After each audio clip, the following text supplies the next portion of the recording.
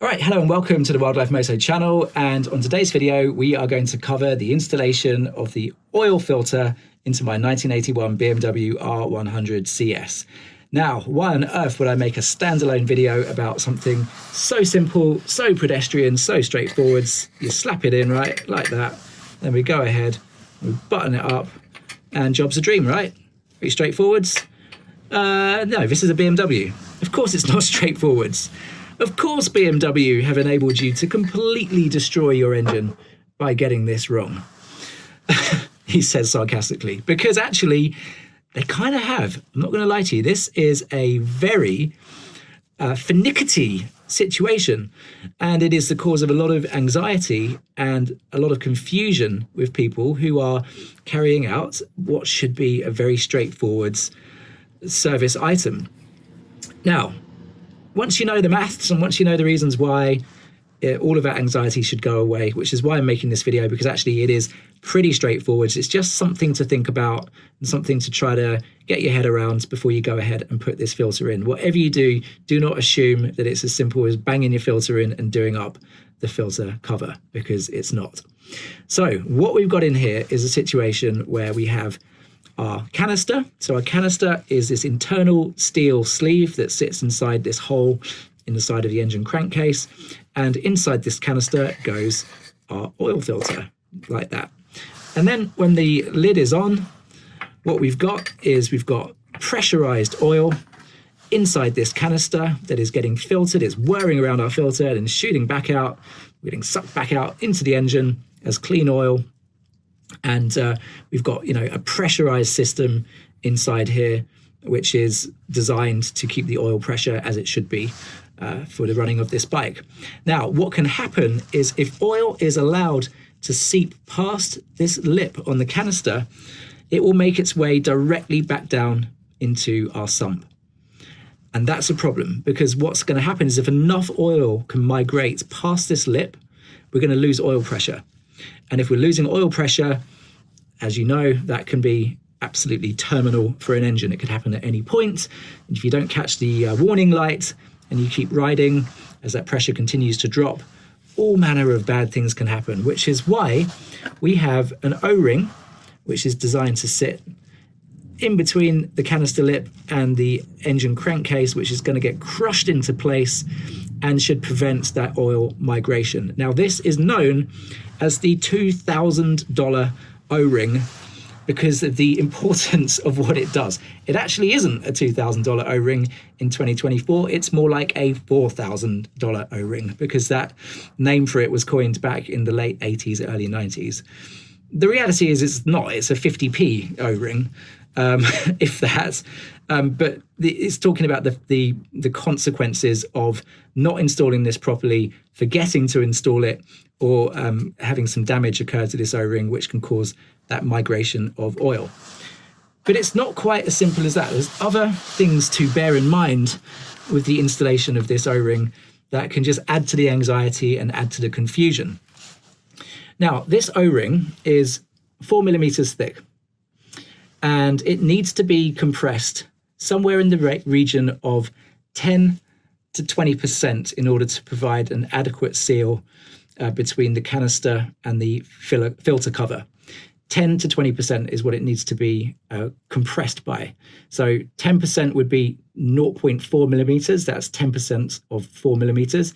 And 20% would be 0.8 millimeters to get us that kind of maximum compression. Any more than that, and we potentially risk damaging or cutting the O-ring with too much compression. So to work out how much compression we're going to put on this O-ring when it comes time to tightening everything up, the first thing we need to do is measure the depth of the canister to the outer surface of the engine crank. Now, the problem that we've got here is this is inconsistent because of manufacturing tolerances and just the design of the casting and the way that this canister might be installed. You might get a very small difference between individual bikes. So every BMW owner has to make their own calculation and work it out for themselves in order to get that compression right. There's no kind of set formula for doing this. Hence, I think some of the anxiety. So what you want to do is get your depth gauge and go around different parts of this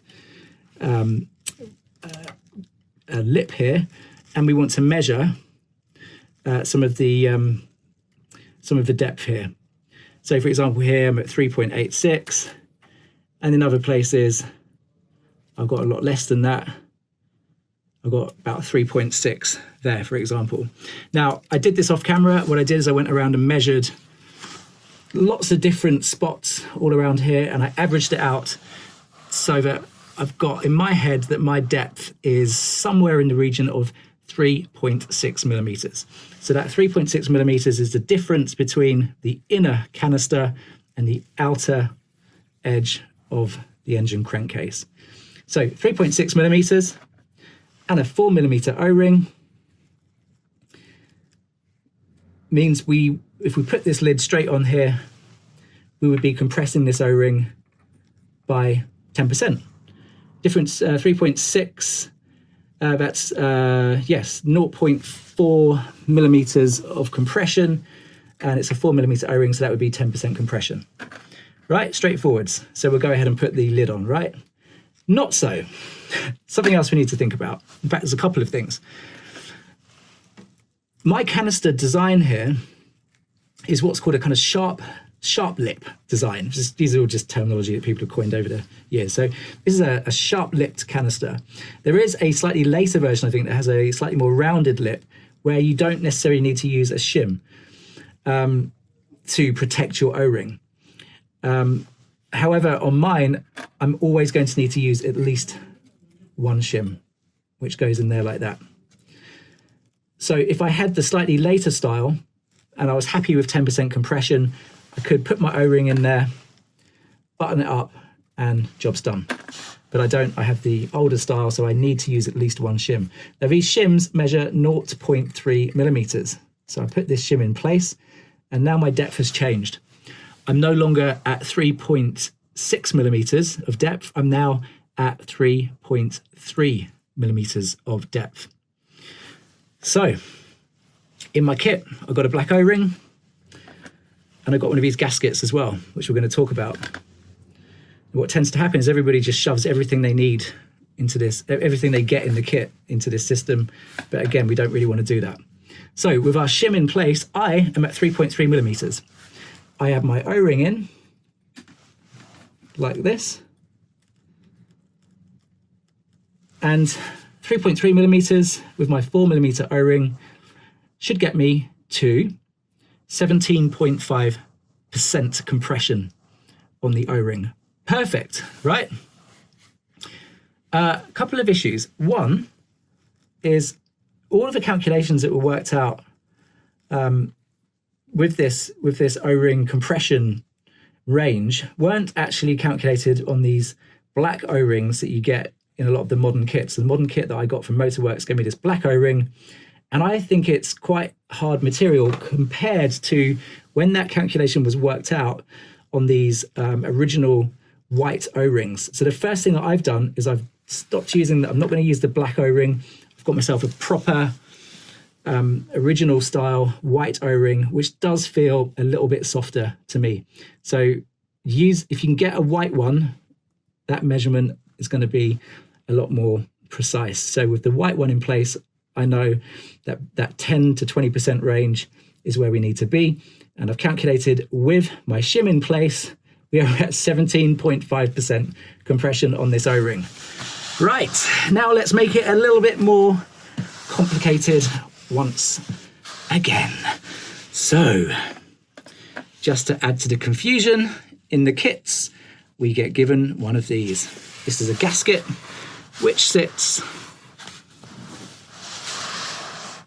on here like this. There goes our gasket. So by adding our gasket, we have once again changed our depth calculation.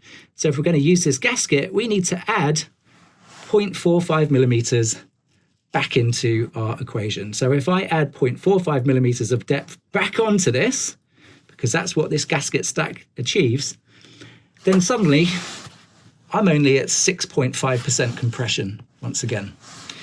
So I'm now tracking under the 10% compression that I need to apply to this O-ring. A couple of options for me then. Option number one, we add another shim and that's entirely acceptable. You can add a couple of shims in there. Sometimes people have, you know, 3 shims in there. It's okay, you can do that. But what I'm actually going to do is stick with having 1 shim. I'm going to put my O-ring in there. And I'm not going to use the gasket. Now, my reasons for that is, 1, I actually only have 1 shim, and that's perfectly fine. And 2, if this O-ring ever fails, for whatever reason, and oil is able to make its way out of this canister and back into the sump through here, and we get a little bit of dribbling from the result of that down out here past the filter cover, I want to know about it. And I want to know about it as soon as possible. The last thing that I want is a gasket masking that issue, because if that's happening, that little oil leak is the least of my problems. This means that we need to dump the oil, we need to get in here, and we need to change this O-ring or investigate what's happening. So I'm not going to run the gasket. This is how I'm going to run it. I'm going to put my filter in there, and there is some nuance with these filters as well, by the way, just to add to the issue. The newer style ones seem to have these O-rings built into them. The older style ones didn't. They had separate O-rings, so there'd be an O-ring that goes into a little plug on the back end of the canister in there, and there would be another O-ring that sits on the filter cover. Now, if you're installing a newer style filter and the O-rings are built in, it's really important to make sure that all the old rings are gone. That is including the one inside and the one on your filter cover. Don't need them anymore, and they will mess things up. So filter goes in, making sure that there's no old O-rings in there. We make sure we've got 1 0.3 millimeter shim on there, and then what I'm going to do is I'm just going to press my O-ring onto the lip of the filter cover, so that's a nice round shape ready to be squashed in place. And squashed it will be. So what you'll find is when you offer this up to the bike, it will be a little bit difficult to compress it, and that's what we're going to use our bolts for. Just a quick note on these bolts before we go ahead and do everything up. As standard, they're 20 millimeter bolts, which is absolutely fine when you're doing these up down here. And this one here for 20 mils, not going to give you any problems at all. But for me, up here at the top, when trying to install a 20 mil bolt, I was running into a little bit of interference with the frame here. So I've actually got a 16 mil M6 bolt, which will be used, just in my case, for the top fastener there, and that gets us around any interference with the frame. Okay, we're ready to button it up, just confirming our filter is seated properly, our shim is in place. I put a little bit of engine oil just on the O-ring to help it slide in as we compress it. I put a tiny little bit of ceramic paste on these bolts, just because they're stainless steel going into cast aluminium. Helps if you've got a ball style Allen key for this top one. Don't need massive amounts of torque on these, so I'm literally just going to snug them up by hand. Now, there is a spreadsheet that I'll leave a link to in the description that has a formula that I've put together for how to calculate how many shims you might need based on whether or not you're going to use a gasket. It will basically tell you how many shims you need to use based on your depth. So all you need to do is measure your depth, put that number in, and it will then tell you how many shims you're going to use, and you can tell it if you want to use a gasket or not, and it will then kind of recalculate that for you based on all of those different parameters. So you can grab that. I'll leave a number of different links as well down in the description to other sources of information on this. You can have a proper read, do your research on your own. Don't just take my word for it. Whatever you do, have a look around some of the articles that were published on this matter. because it's all pretty interesting stuff, and there's certainly people out there that know a lot more about this than I do, but this is what I've done, and hopefully we'll be okay. All right, that's it for now. Until the next one, ride safe.